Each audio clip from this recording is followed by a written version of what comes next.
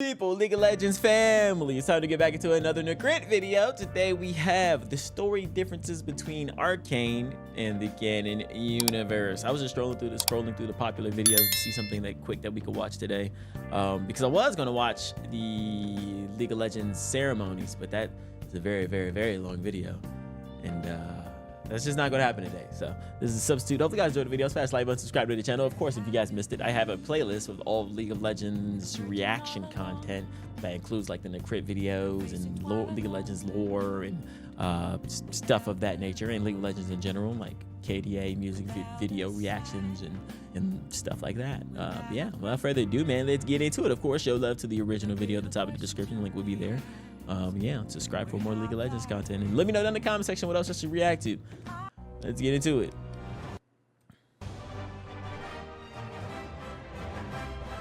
I would like to know some differences. There was one question that kept coming up.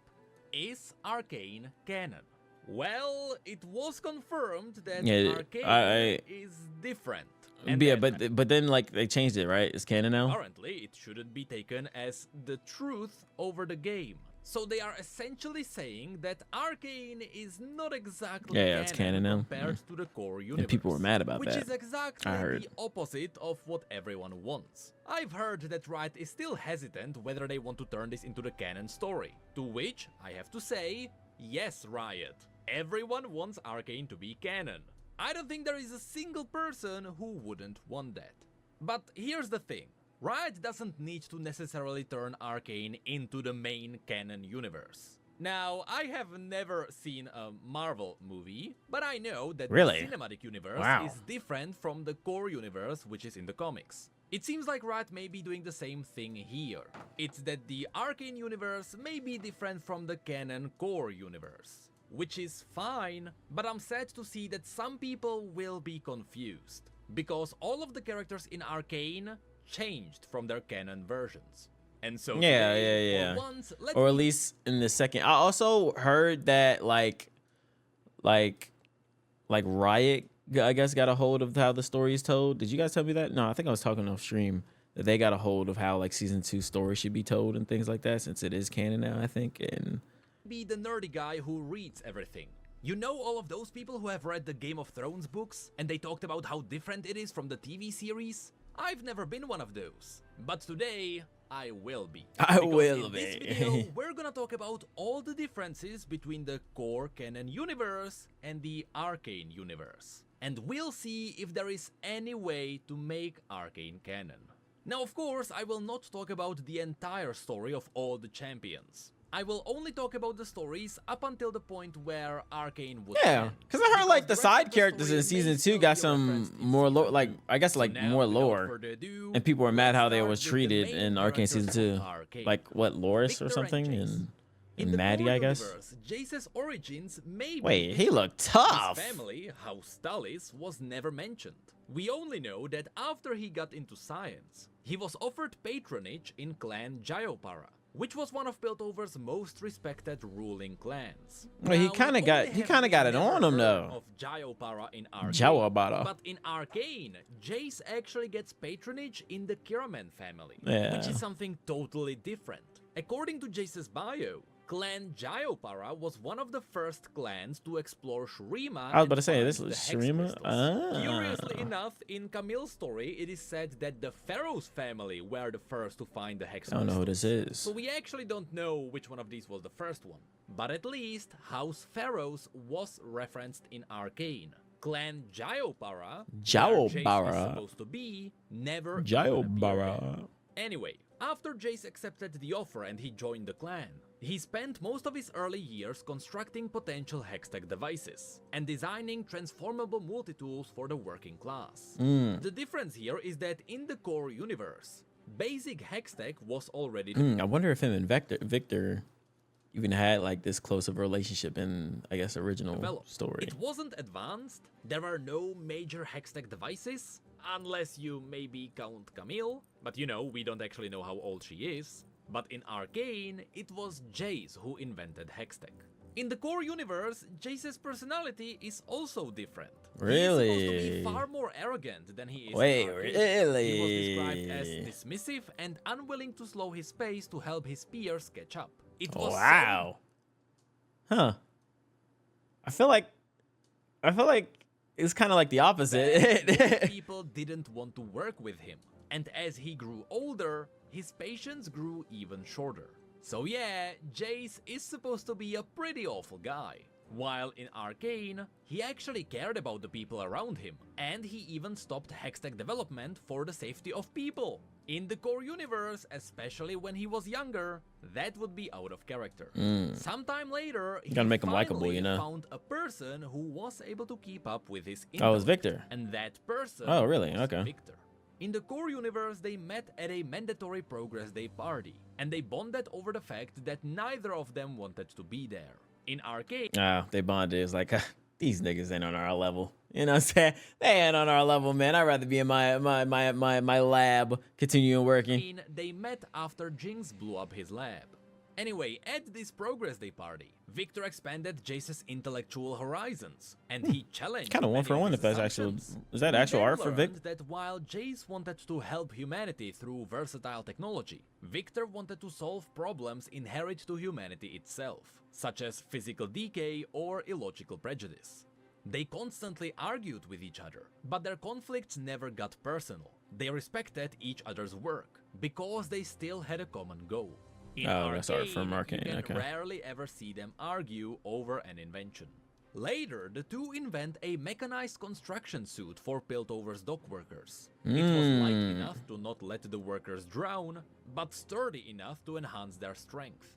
Finally, the two inventors got into a major argument when Viktor wanted to give the suit an implant that would increase the wearer's strength and prevent them from getting tired. I'm assuming that was gonna drown them, or potentially? disobeying instructions from their superiors. What was that? Disobeying. Wait, what? What was that part?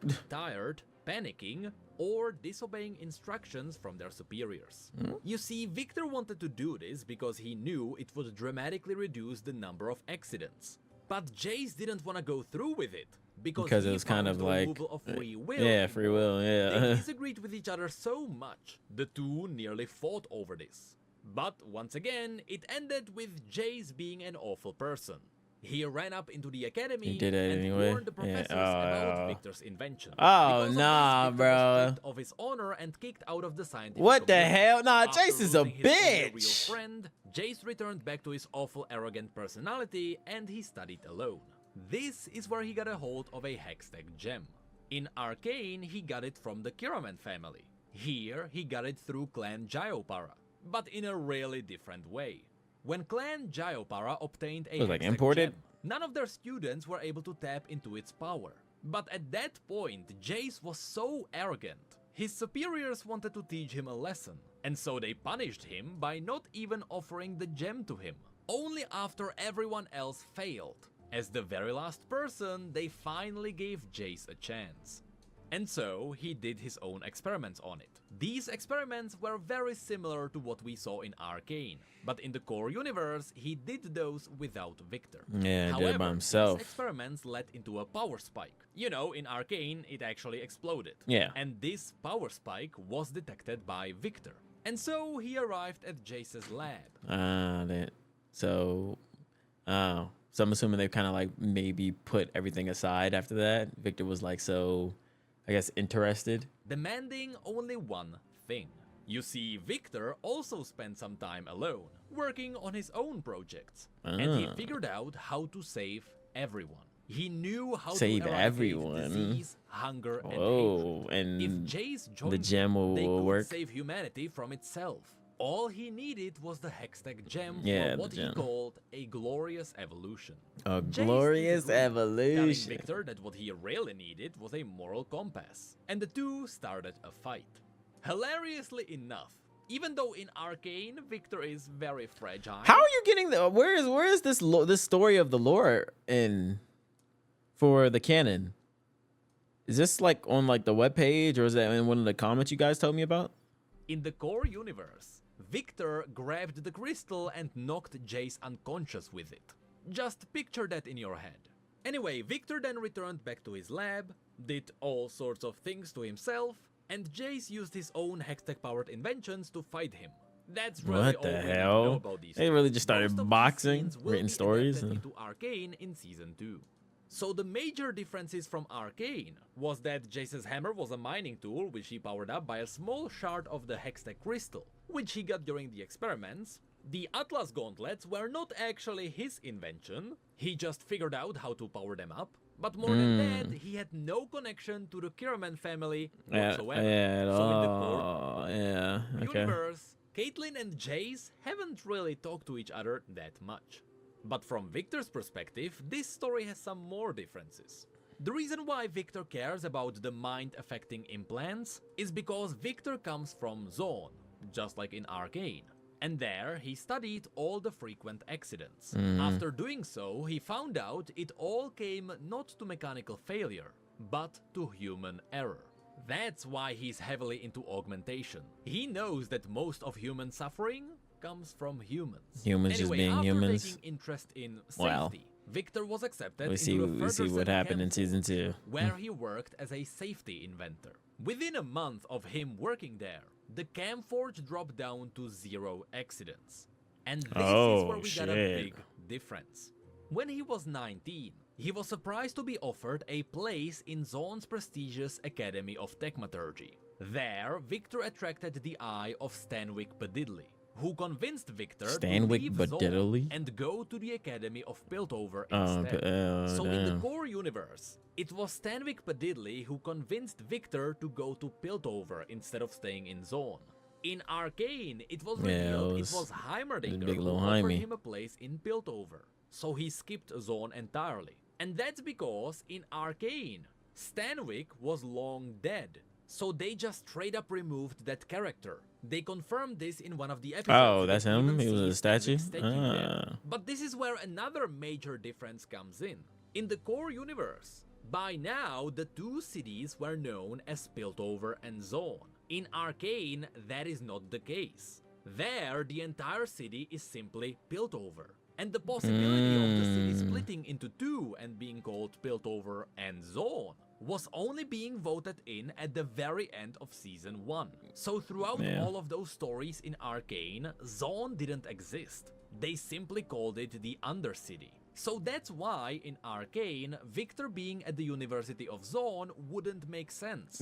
Because in Arcane, Zone doesn't exist. It will likely become a thing at the beginning of Season 2, after the two halves finally split.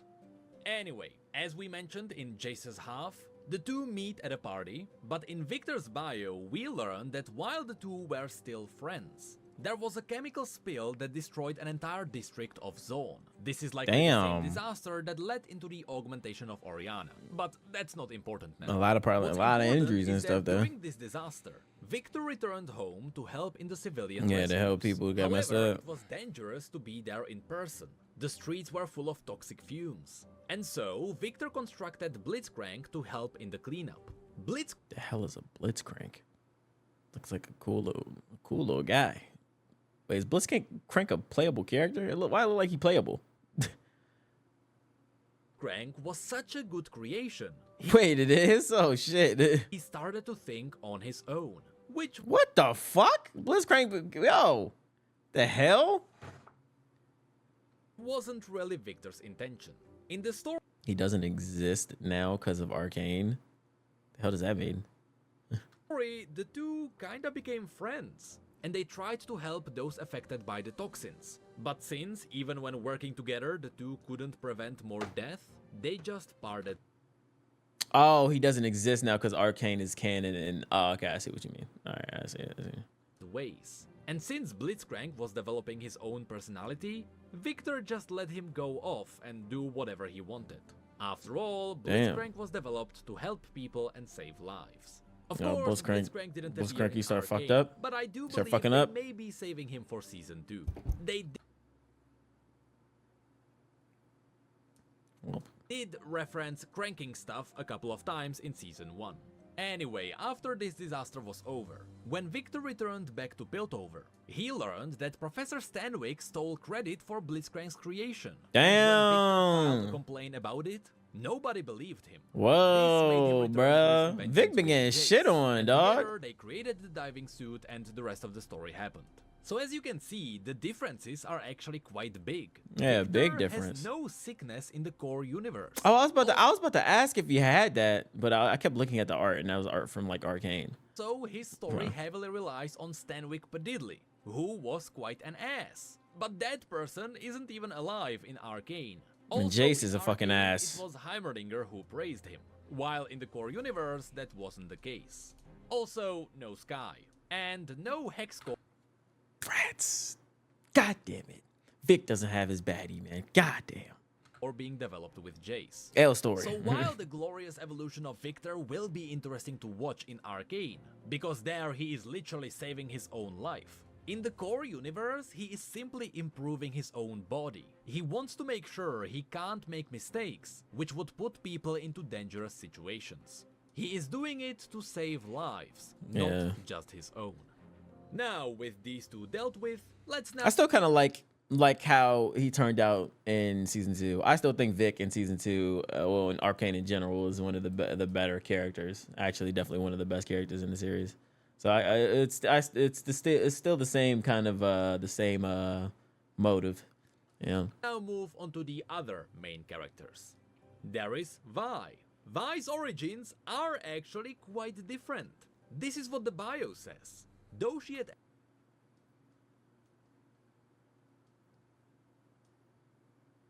Bro, she's so bad in this. I ain't gonna lie to you. What the fuck, bro? ended up in the crumbling Hope House orphanage. A notorious mad scrapper claimed to have found her adrift in a bassinet large enough for 2 in the ruins of a collapsed cam lab.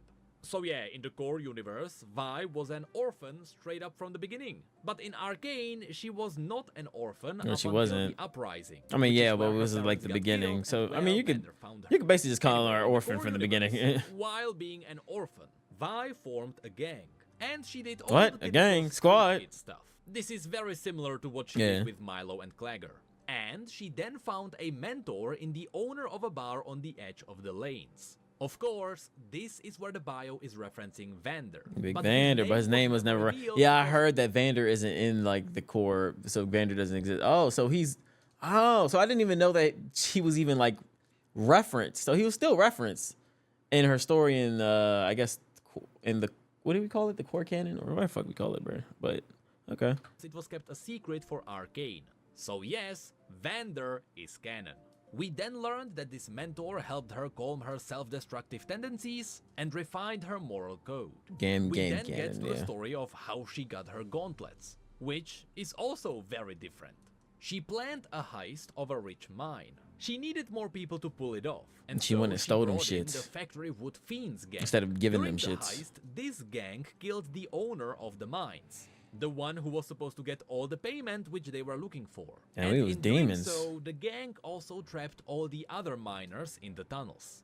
Even as both gangs fled with the loot, Vi didn't want to let innocent people die. And so she grabbed a pair of mining oversized pulverizer gauntlets and used them to smash open a path to free the miners. Okay. Then, still wearing the gauntlets, she gave the entire Fiends gang, and I quote, a legendary beating.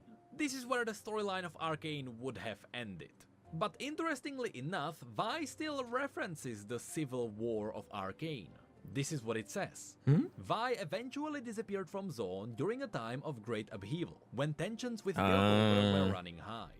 This is likely referencing what is going to happen in Season 2, because the story then says that when the streets had to be calmed, the Sheriff of Piltover arrived. Sheriff of Piltover. With her new partner, Vi.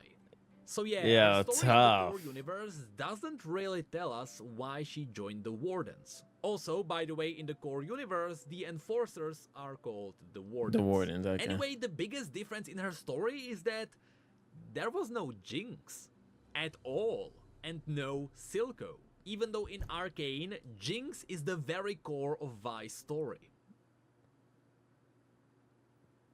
Which we can all agree is dub, right? Yeah, I'm not the biggest fan of Vi's character, how she turned out in season 2. But like, if this video is just based on season 1, bro, that's a dub. Well, that's why everyone wants Arcane to be canon. Yeah, it's now, dub. when it comes to Jinx, Yeah, I'm gonna entire say, now I'm canon curious story about that her would match story. Arcane Season 1 is explained in the very first paragraph of her bio. So, because it's so short, let's just read it. While most look at Jinx and see only a mad woman wielding an array of dangerous weapons, a few remember as a relatively innocent girl from Zone, a tinkerer with big ideas who never quite fit in. No one knows for certain what happened to turn that sweet young child into a wildcard, infamous for her wanton acts of destruction. But once Jinx exploded onto the scene in Piltover, her unique talent for sowing anarchy instantly became the stuff of legend. That's it. No That's it. explanation of possible connections to Vi, Vander, That's it, bruh. or even There wasn't even no hints at all, bruh. That's because her story in the core universe is focusing on her present crazy days. Before Arcane, her past was a mystery. And now, that past is kinda boring. Like, we know that Vi and Jinx were not together when they were kids. It's because their childhood is explained in Vi's bio. And as you heard, she was an orphan with a gang. That was it. So how did Jinx become crazy in the core universe? We still don't know. And once again, that Dang, so Arcane legit just cooked with the characters, in my opinion.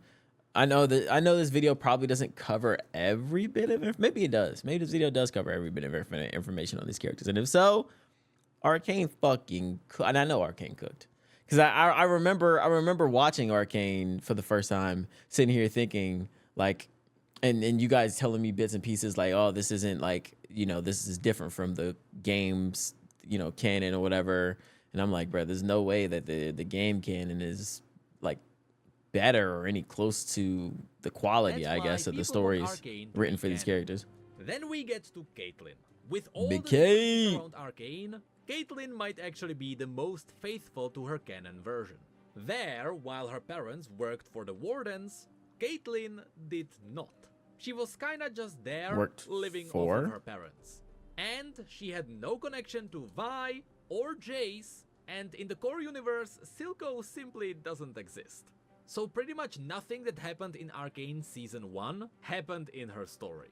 It all just skips to what might be happening in Season 2. Because then, during a progress day, her parents got kidnapped by a mysterious criminal known as C. But again, that might happen in Season 2. And lastly, if you're wondering about the rifle, the Hextech rifle replaces her hunting musket after she rescues her parents and she becomes an investigator. Well, you know, I mean, it's similar, and the thing is, I think Caitlyn is one of the better characters in Arcane too. Yeah, despite that little weird prison scene that we're just not going to acknowledge existed, I think she turned out to be a really good character, and I'm just going to go out and say that how she turned out in Arcane, I like a bit more. Once again, or at least how she got her rifle, Arcane, or how she but became, you know, an investigator and Caitlyn stuff. might be the most faithful to her canon version because their Arcane is just skipped, and so there is not much to change, except for the fact that she didn't know Vi or Jayce. Then we get to Singed, who is a roller coaster. It always seemed like they changed something about him, but then in a minor reveal, it all snaps back in place. So for the vast majority, it seems like Singed was kept the same. In the core universe, Singed was fascinated by the he looks interactions tough. of the That natural looks tough. world. So he pursued a scholarship at the University of Piltover. His research into the natural science was groundbreaking, but slowly people stopped paying attention to his work as everyone turned towards Hextech instead. So he turned towards alchemy, but that made all the other scientists laugh at him. And slowly, as his fundings had dried up, he was forced out of the university and out of Piltover. This is how he ended up in Zone. In Arcane, it was confirmed that Singed also previously worked in Piltover, but for unknown reasons, he parted ways with Heimerdinger. So regarding Singed's origins, Arcane stayed quite faithful to him. The canon story then simply says that So there was no mentioning of his daughter, huh? Often of questionable ethicality, cast a wide net, augmenting humans, animals, and even the fusion of the two, among countless other endeavors.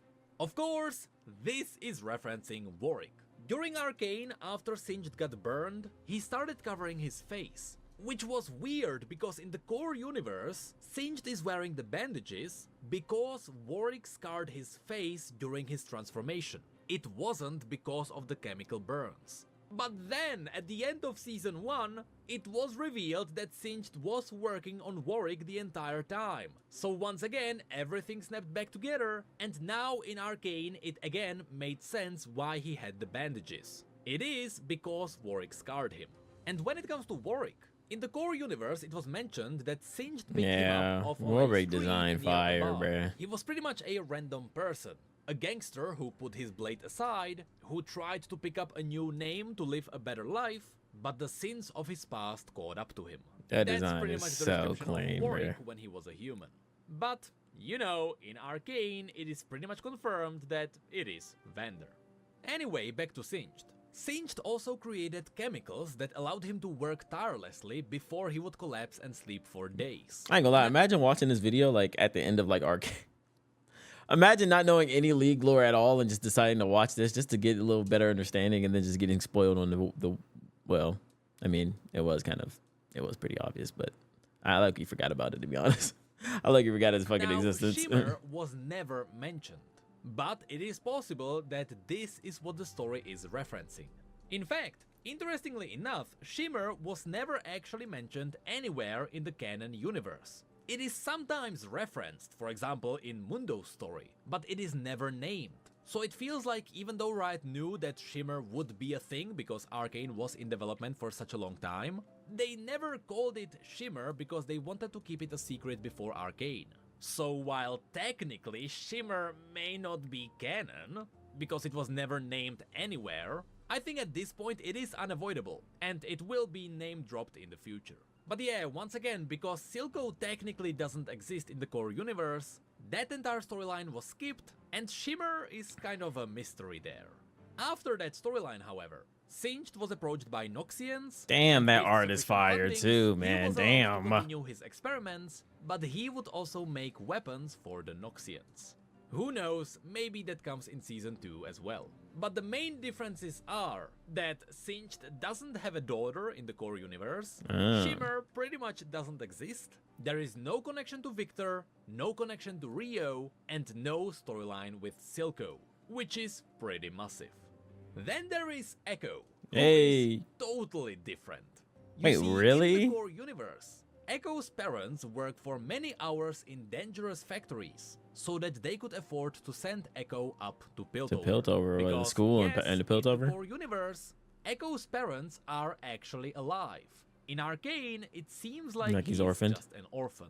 Now, of course, even though his parents want to send him up to Piltover, Ekko respects his Zoanite origins. He knows Piltover doesn't care about Zoan, and he knows that Zoan has far better potential for his inventions. So he himself just doesn't want to go there. He wants to stay in Zoan. Then, in Zoan, he befriends scrappy orphans, and they form somewhat of a gang which is called Lost Children of Zoan. This Lost is pretty much Children the of alternative to the Firelights, Firelights, yeah. which don't exist in the core universe. Then the story mentions that he found a hex crystal in a demolished lab, which most likely belonged to Viktor, and which was destroyed by Jayce a bit later on. This is most likely going to be some kind of an alternative story for Arcane in Season 2, because he still needs a Hextech gem to create his Z drive. And I assume the Z drive will be a thing in Arcane Season 2. Lastly, after each day in the streets, Now, Lost Children Ekko is on is a always fire returns ass home. name. And there, his stories with his parents are some of the most heartwarming stories in League of Legends. After he creates the Z drive, which allows him to briefly rewind time, what he does is that he sits at home, he waits for his parents to get home tired from their work, When to show and him? they all just sit at a table as a family Oh, together. damn, And Ekko keeps rewinding time, so he can sit with them for as long as possible. Oh, Seriously? bro. Oh, shit. Oh, damn, bro. Damn, bro.